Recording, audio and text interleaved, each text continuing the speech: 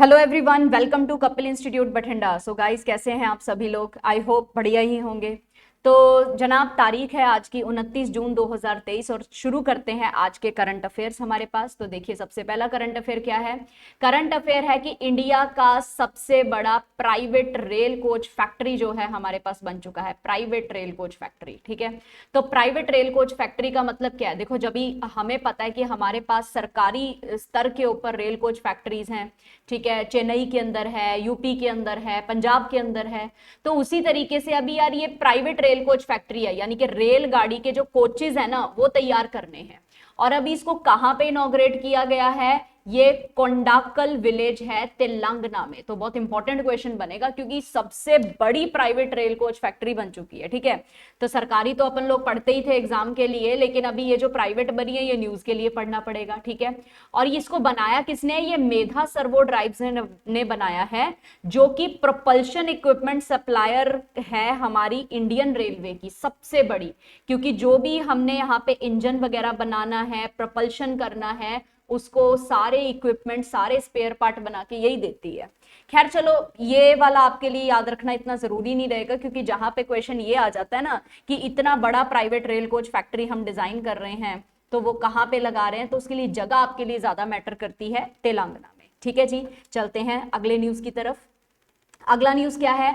हमारे देश में पहली बार, पूरी कंट्री की पहली बार एक women friendly tourism app launch की गई है। विमेन फ्रेंडली टूरिज्म का मतलब क्या होता है? एक ऐसा टूरिस्ट मतलब सारा का सारा जो पर्यटन करना है, वो सारा टूरिज्म जो करना है वो विमेन के अकॉर्डिंग, मतलब विमेन की मतलब तरीके से सही हो। आप समझ सकते हो ना, जैसे कि विमेन की सेफ्टी को भी इंश्योर किया जाए और विमेन के द्वारा ऑर्गेनाइज किया जाए, ताकि जो नारी शक्ति है उसको भी प्रमोशन मिले, ठीक है। तो ऐसा जो टूरिज्म ऐप है, मोबाइल ऐप है, वो किसने लॉन्च किया है भाई? इसके बारे में याद रखना है कि कंट्री में पहली बार कोई एक ऐसा काम हो रहा है, उसको केरला टूरिज्म ने जो है वो शुरू किया है, ठीक है जी। तो केरला टूरिज्म ने जो है एक मोबाइल ऐप को लॉन्च करना है, और इसकी लॉन्चिंग में ये पूरी की पूरी कंट्री की हमारी पहली महिला विमेन फ्रेंडली इनिशिएटिव बन जाएगा, ठीक है जी। सो इस न्यूज को भी याद रखना है। बढ़िया बात है, स्टेट से है लेकिन क्वेश्चन अच्छा है, क्योंकि स्टेट का भी सवाल आपके पेपर में तब इंपॉर्टेंट बन रहा है ना जब वो पूरे इंडिया में पहली बार हो रहा हो ऐसा, ठीक है जी। तो ये अगेन क्वेश्चन आपके लिए जरूरी है। चलते हैं अगले पॉइंट की तरफ। तो अगला क्वेश्चन है हमारे पास एक्सरसाइज रण विजय के बारे में हमारे पास सवाल है। एक्सरसाइज रण विजय, ठीक है जी। सो एक्सरसाइज रण विजय के ऊपर सवाल है। ये क्या एक्सरसाइज है?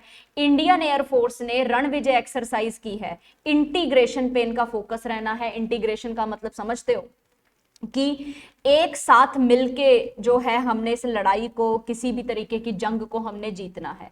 तो जब हम लोग एक साथ हैं, इंटीग्रेटेड हैं, तो हमें कोई नहीं हरा सकता। वो कहते हैं ना, एकता में बल है, ठीक है। तो इस तरीके का एक्सरसाइज रण विजय जो है इन्होंने शुरू किया है। कहां पे शुरू किया है? प्रयागराज उत्तर प्रदेश के अंदर इस एक्सरसाइज को किया जाएगा, ठीक है। और सबसे इंपॉर्टेंट बात, इसमें सुखोई 30 MKI एयरक्राफ्ट ने जो है वो पार्टिसिपेशन दिखाना है। तो ये वाला क्वेश्चन भी इंपॉर्टेंट हो गया। तो थोड़ा सा सुकोई के बारे में जान लें हम लोग क्या है। सुकोई जो है एक काफी हैवी और all weather long range fighter है, ठीक है जी। लॉन्ग रेंज मतलब दूर तक ये जो है वो क्या कर सकता है, टारगेट को हिट कर सकता है। ऑल वेदर मतलब किसी भी मौसम में चलेगी भाई, सर्दी गर्मी धूप छांव रात दिन सब चलती है, ठीक है जी। और ये इतना एडवांस हेलीकॉप्टर है, जैसा कि हमने फ्रेंच से रफेल लिया है ना, रफेल जेट है, बिल्कुल उससे मतलब जो है उसके जैसे ही है। तो रफेल अगर पहले नंबर पे है ना, तो आप ये समझ लो कि सुकोई दूसरे नंबर पे आ रहा है, ठीक है। और 2002 के अंदर ये पहला फाइटर फ्लीट था जो हमारे देश में, मतलब इंडियन एयरफोर्स के अंदर, आईएएफ के अंदर शामिल हुआ, ठीक है जी। और ये पहला जो एयरक्राफ्ट हमने असेंबल किया, ये आईएएफ की सर्विस के अंदर 2004 के अंदर आ चुका था, ठीक है जी। तो ये सुकोई के बारे में थोड़ा सा ध्यान रखना है कि सुकोई ने हमारी जो फ्लीट है, फाइटर फ्लीट है, उसको ज्वाइन 2002 में किया था, लेकिन इसको इंडिया में सर्विस के अंदर, इंडियन एयरफोर्स की सर्विस में 2004 में लिया गया है, ठीक है जी। सो थोड़ा सा ध्यान में रखना। चलते हैं अगले पॉइंट पे। ये देख लीजिए, ये सुकोई 330 है हमारे पास, ठीक है जी। इस फाइटर जेट को आप देख सकते हैं। नेक्स्ट, अगला सवाल है हमारे पास अंडर वाटर टनल के बारे में। अंडर वाटर टनल क्या होती है बेटा, आप लोग ये तो समझते होंगे कि टनल क्या है। टनल होती है सुरंग, ठीक है। जैसे पुराने जमाने में लोग पहाड़ों के नीचे, सड़कों के नीचे सुरंग बना लेते थे, आजकल पानी के नीचे भी सुरंगें बनने लगी हैं, ठीक है जी। तो असम को उसका पहला अंडर वाटर टनल जो है वो बनाने जा रही है, नुमालीगढ़ से गोहपुर तक। नुमालीगढ़ से गोहपुर तक जो है वो बनाने जा रही है। और बेटा ये जो अंडर वाटर टनल है ना, इसके लिए आपको रिवर जरूर याद रखनी पड़ेगी। तो मैं कहूंगी कि इस क्वेश्चन के अंदर दो इंपॉर्टेंट सवाल हैं आपके पास, कि अभी अभी असम ने अपनी पहली अंडर वाटर टनल बनाई है, ठीक है जी। तो ये इंडिया की पहली नहीं है, ये असम की पहली है, ये याद रखना है। और दूसरा, किस किस का रास्ता कवर करेगी वो जरूरी नहीं है, लेकिन जो रिवर है वो याद रखनी है, ठीक है जी। और रिवर कौन सी है जी, ब्रह्मपुत्रा है, ठीक है जी। थोड़ा सा टनल के बारे में एक आधे पॉइंट्स हम देख लेते हैं। पहले आप ये फोटो देख लीजिए, जैसे कि ये अंडर वाटर है, और अंडर वाटर टनल जो है, ये टनल के अंदर जो देखिए रेलगाड़ी जा रही है, मेट्रो वाला कंसेप्ट याद है, कोलकाता हमें दे चुका है, ठीक है। ये देखिए इंडिया की पहली अंडर वाटर मेट्रो जो है वो कोलकाता हुगली रिवर के ऊपर बना चुका है, वो चल रही है। और विश्व की सबसे बड़ी अगर हम टनल की बात करें, जो अंडर वाटर टनल है, वो है सेइकन टनल, जो कि जापान में है, ठीक है। वर्ल्ड की सबसे बड़ी जो है वो टनल है, तो इसका भी ध्यान रखना है हम लोगों ने। चलते हैं अगले सवाल की तरफ। अगला सवाल क्या है, देखिए अर्बन 20 के बारे में है। अर्बन 20, अभी 20 से समझ गए होगे ना मैं क्या कहना चाहती हूँ। 20 का मतलब क्या है, हमारे पास G20, ठीक है। तो अहमदाबाद जो है 7 और 8 जुलाई 2023 को अहमदाबाद के अंदर अर्बन 20 की मीटिंग को करेगा। और ये जो मीटिंग है ना, ये बेटा मेयरल मीटिंग है। मेयरल का मतलब समझते हो, मेयर्स होंगे ना, जो मेयर्स, देखो जैसे म्युनिसिपैलिटीज होती हैं, तो म्युनिसिपैलिटीज के अंदर जो है मेयर्स होते हैं ना, तो वो मेयर्स की मीटिंग है। तो इसका एम क्या है कि जो सिटी के लीडर है, क्योंकि म्युनिसिपैलिटी बेटा शहर लेवल पे चलती है ना, डिस्ट्रिक्ट लेवल पे चलती है, ठीक है। तो जो शहरों के लीडर्स हैं, जो मेयर्स हैं G20 नेशंस के, वो सब आएंगे और आपस में डिस्कशन करेंगे कि क्या क्या हम स्टेट्स के लिए अच्छा कर सकते हैं, या फिर एक अपने अपने एरिया को संभालने के लिए कितना बढ़िया काम कर सकते हैं। और मिनिस्ट्री ऑफ हाउसिंग और अर्बन अफेयर्स जो है, इसकी नोडल मिनिस्ट्री रहेगी, वही ये सारा काम देखेगी, संभालेगी, ठीक है जी। तो आपके लिए क्या जरूरी है सबसे ज्यादा, कि अहमदाबाद के अंदर जो है अर्बन 20 का मीटिंग होना है, ठीक है जी। क्लियर है। चलते हैं अगले सवाल पे।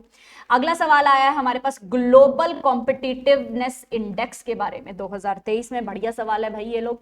अभी ये ग्लोबल कॉम्पिटिटिव इंडेक्स क्या होता है, देखो भाई, हमारे देश में हम अपने देश की डेवलपमेंट को किस तरीके से लेके जा रहे हैं, और दूसरे देशों के साथ हमारा कंपटीशन कैसा चल रहा है, हमारी ही देश की जो स्टेट्स हैं उनके साथ कैसा कंपटीशन चल रहा है, कि यानी कि विकास के मामले में, जीडीपी के मामले में, ट्रेड के मामले में, व्यापार के मामले में, किसी भी मामले में अगर हमारा इंडिया या फिर कोई भी कंट्री किस रैंक पे खड़ी है, ये ग्लोबल कॉम्पिटिटिवनेस इंडेक्स है, ठीक है। इसको जारी किया है इंटरनेशनल इंस्टीट्यूट ऑफ मैनेजमेंट ने, जिनका नाम है IMD हम कह सकते हैं, उन्होंने इसको लॉन्च किया है, ठीक है। रैंकिंग्स की अगर बात करें तो भाई जी इंडिया का जो रैंक है वो 40 है, और टोटल कितनी कंट्रीज के अंदर से ये रैंक देखा जा रहा है भाई, 64 कंट्रीज। तो 64 कंट्रीज में से इंडिया का रैंक 40th है। हम ये नहीं कहेंगे कि बहुत अच्छा है, लेकिन पिछले साल से फिर भी ठीक है, ठीक है। पिछले साल तो बुरा हाल था, 43 पे थे, और उससे पिछले साल तो और भी बुरा हाल था, ठीक है जी। लेकिन इसी बार जो है हमारा 40th रैंक है। टॉप कंट्रीज को याद रखना है, टॉप कौन सी, तो डेनमार्क, आयरलैंड और स्विट्जरलैंड, ये टॉप 3 है, और इंडिया का रैंक क्या है, 40th रैंक है, ठीक है जी बेटा। इसको याद में रखना है आपने, अच्छा क्वेश्चन है। तो सभी देशों का ग्लोबल कॉम्पिटिटिवनेस इंडेक्स हुआ, जिसमें इंडिया का रैंक क्या है, 40th आउट ऑफ 64, ठीक है। चलते हैं अगले सवाल पे। एक और इंडेक्स है हमारे पास, और इंडेक्स का नाम है, इंडेक्स है हमारे पास ग्लोबल लाइवेबिलिटी इंडेक्स, ठीक है जी। अब ये जो ग्लोबल लाइवेबिलिटी इंडेक्स है, इसका मतलब क्या है, कि ग्लोबल स्तर के ऊपर, यानी कि पूरे वर्ल्ड लेवल के ऊपर हम लोग जो मतलब जिंदगी जी रहे हैं, हमारे पास जिंदगी जीने के कैसे कैसे अच्छे अच्छे साधन हैं। मतलब देखा जाए तो यार हमारी सिटीज कितनी अच्छी हैं, उसके ऊपर आधारित जो है ग्लोबल लाइवेबिलिटी इंडेक्स जो है वो जारी हुआ है, ठीक है। इसको जारी किया गया है इकोनॉमिक इंटेलिजेंस यूनिट के द्वारा, IEU। और फाइंडिंग्स में पता चला है कि वियना जो ऑस्ट्रिया में है, ठीक है जी, ये सबसे मतलब टॉप की मतलब लिवेबल सिटी है। तो यहाँ पे रहना लोगों को बहुत पसंद भी है, लोग खुश भी हैं, और इनके प्रशासन से जो लोग हैं वो अच्छे से काम भी कर पा रहे हैं, ठीक है जी। तो वियना जो है वो क्या कर रहा है, टॉप कर रहा है, ठीक है। थोड़ा सा सेकंड बंदे के बारे में भी देख लेते हैं। सेकंड जो है हमारे पास वो कौन सा है, कोपेनहेगन डेनमार्क में, और थर्ड है मेलबोर्न सिडनी, और लास्ट पे कौन आए हैं, मतलब इस रैंकिंग में 173 शहरों का हमने ब्यौरा किया, जिसके अंदर आखिरी में डमास्कस सीरिया में और त्रिपोली लिबिया में। तो हम सीरिया से यही एक्सपेक्ट कर सकते हैं, ठीक है जी। तो 173 सिटीज जो है पूरे वर्ल्ड के अंदर हमने देखी, और काफी सारे फैक्टर्स जैसे कि health care, education, stability, infrastructure और एनवायरमेंट, इन सभी चीजों के आधार पे हम लोगों ने ये सारा कुछ किया है। तो कहीं ना कहीं दिमाग में सवाल आ रहा होगा ना कि यार इंडिया के बारे में कुछ क्यों नहीं है ना। बिल्कुल, इंडिया इस लिस्ट में तो है, तो चलो टॉपर्स में नहीं है लेकिन लिस्ट में कहीं ना कहीं है। तो देखते हैं हम लोग इंडिया का क्या क्या रैंक है। इंडिया के 5 शहर इस लिस्ट में है। न्यू दिल्ली और मुंबई 141st रैंक पे है, चेन्नई 144th रैंक पे है, अहमदाबाद जो है हमारे पास वो 147th रैंक पे है, और बेंगलुरु जो है वो 148th रैंक पे है, ठीक है जी। तो बेंगलुरु का जो रैंक है वो कितना है, 148th रैंक है, ठीक है। तो ये थोड़ा सा अपने इंडिया के बारे में याद रख लेना। तो लेकिन आपको ज्यादातर जो सवाल है ना वो बेसिकली किससे आता है कि टॉपर कौन है, ठीक है जी, उससे आएगा। डन है यहां तक, चलते हैं अगले क्वेश्चन की तरफ। अगला क्वेश्चन है जनाब हमारे पास साहित्य अकेडमी अवार्ड से संबंधित है, ठीक है। तो साहित्य अकेडमी अवार्ड दिए गए हैं 2023 के हमारे इंडियन राइटर जिनका नाम है प्रिया एएस, ठीक है जी, प्रिया एएस। ये देखिए यहाँ पे इनका नाम लिखा हुआ है प्रिया एएस का, ठीक है। तो ये जो है इनको जो है वो अवार्ड दिया गया है प्रिया एएस को। इनको साहित्य अकेडमी बाल पुरस्कार 2023 से सम्मानित किया गया है, जो कि चिल्ड्रंस लिटरेचर के लिए बना है।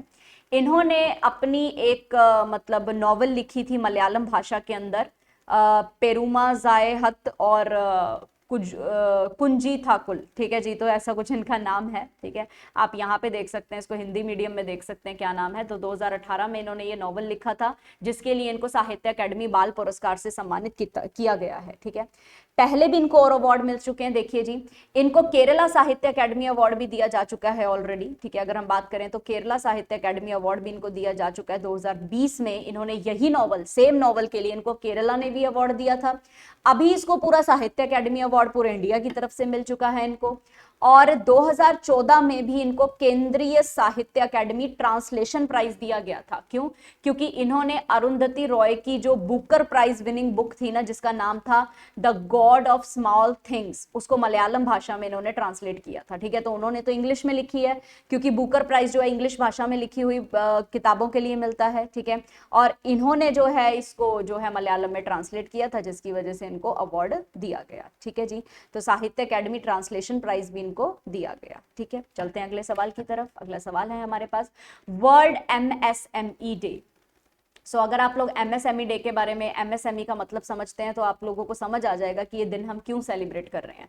इंटरनेशनल माइक्रो स्मॉल और मीडियम एंटरप्राइजेस। माइक्रो मीन्स क्या होता है, सूक्ष्म, स्मॉल मीन्स होता है उससे थोड़े से बड़े यानी कि लघु आप कह सकते हो, और मीडियम होता है माध्यम। इनमें से जो भी ऐसे एंटरप्राइजेस हैं जो कि नए नए बिजनेस हैं, उनके लिए भी हम पूरे विश्व में एक दिन सेलिब्रेट करते हैं। और कब करते हैं जी? 27 जून को हम ये दिन सेलिब्रेट करते हैं, ठीक है जी। थीम क्या है इस बार की? हमारी थीम है future ready MSMEs for India at 100, ठीक है जी। बहुत अच्छा मतलब हमारा थीम इसके अंदर हमने दे रहा है कि इंडिया, क्योंकि सबसे ज्यादा देखो एमएसएमई हमारे देश से ही निकल रहे हैं, ठीक है। तो सबसे ज्यादा अगर हम बात करते हैं तो ऐसे उद्योग जो हैं हमारे देशों से, हमारे देश से निकल रहे हैं। तो इंडिया एट 100, इंडिया 100वें साल के अंदर क्या मतलब कितना अच्छा फ्यूचर बना सकता है एमएसएमई के लिए, तो वो थीम रखा गया है। और यूनाइटेड नेशंस ने इस दिन को 2017 में ही डिजाइन कर दिया था कि इसको हम मतलब मनाया करेंगे। तो अप्रैल 2017 के अंदर डिसाइड हो गया था, और 2017 में हमने पहला एमएसएमई डे भी मना लिया था, ठीक है जी। चलते हैं अगले न्यूज की तरफ। अगला न्यूज है हमारे पास बलिदान स्मारक से संबंधित है। बलिदान स्मारक, देखो बलिदान शब्द का मतलब क्या होता है? सेक्रीफाइस करना, ठीक है जी। और इसका एक स्तंभ जो है वो तैयार किया गया है। स्तंभ समझते हो ना, पिल्लर होता है, पिल्लर को हम लोग क्या कहते हैं? स्तंभ कहते हैं, ठीक है जी। सो जो पिल्लर है, जो स्तंभ है, वो जो है वो तैयार किया है। तो यूनियन होम मिनिस्टर हमारे अमित शाह जो है, उन्होंने इनॉग्रेट किया कि बलिदान स्तंभ जो है वो श्रीनगर जम्मू एंड कश्मीर में इसको इनॉग्रेशन किया है इसकी कंस्ट्रक्शन के लिए, तो ये बनेगा प्रोजेक्ट, ठीक है जी। अभी तो बलिदान स्तंभ जो है श्रीनगर स्मार्ट सिटी प्रोजेक्ट का एक मतलब हिस्सा है, ठीक है। तो स्मार्ट सिटी प्रोजेक्ट चल रहे हैं ना, स्मार्ट बनाना है अपने अपने सिटीज को, तो उनके लिए एक प्रोजेक्ट जो है वो चल रहा है, ठीक है।